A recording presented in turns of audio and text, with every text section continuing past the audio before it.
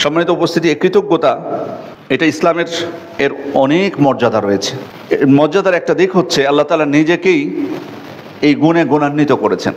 আল্লাহ তাআলা নিজেকেই এই গুণে তিনি নিজেকে গুণান্বিত করেছেন এবং তার বান্দাদেরকেও এই গুণে গুণান্বিত করেছেন। মানে তার যে বিশেষ বৈশিষ্ট্য, তিনি হচ্ছেন শাকির।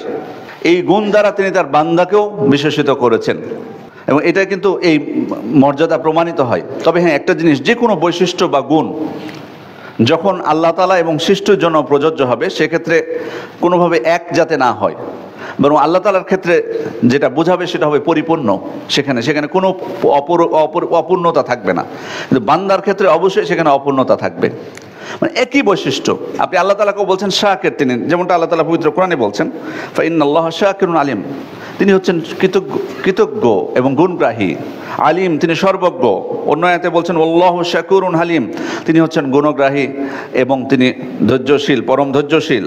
অন্য আয়াতে আল্লাহ বলছেন ইন্নাল্লাহা গফুরুন শাকুর, নিশ্চয় তিনি ক্ষমাশীল এবং কৃতজ্ঞ গুণগ্রাহী। তাহলে আল্লাহ তাআলা নিজেকে শাকির বলেছেন। আবার আমি মানুষের মধ্যেও যারা আল্লাহর কৃতজ্ঞ, তাদেরকেও আল্লাহ তাআলা শাকির বলেছেন। তো এর মাধ্যমে কিন্তু যারা কৃতজ্ঞ বান্দা, তাদের মর্যাদা প্রমাণিত হয়।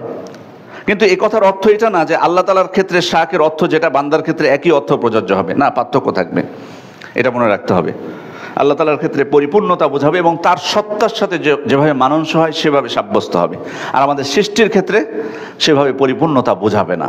সম্মানিত উপস্থিতি, তাহলে বোঝা যাচ্ছে যে শুকরিয়া বা কৃতজ্ঞতার মর্যাদার একটা দিক হচ্ছে যে আল্লাহ তাআলা নিজেই নিজেকে এই গুণে গুণান্বিত করেছেন, এই বৈশিষ্ট্যে বিশেষিত করেছেন।